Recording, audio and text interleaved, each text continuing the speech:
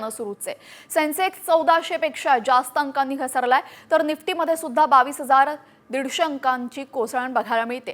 या घसरणीमुळे गुंतवणूकदारांचे जवळपास 6 कोटींपेक्षाही जास्त नुकसान झालेले आहे। शेअर बाजारामध्ये गेल्या सलग 5 महिन्यांमध्ये सातत्यानं घसरण सुरू आहे।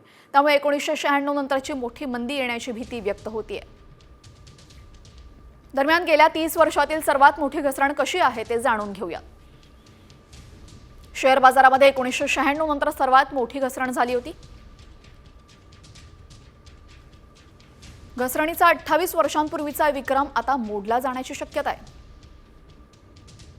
फेब्रुवारीमध्ये सेन्सेक्स आणि निफ्टीमध्ये 4% घसरण झाली आहे। निफ्टी सलग 5व्या महिन्यामध्ये घसरणीसह बंद झाली। सप्टेंबर 2024 पासून सेन्सेक्स आणि निफ्टीमध्ये घसरणीचा काळ आहे।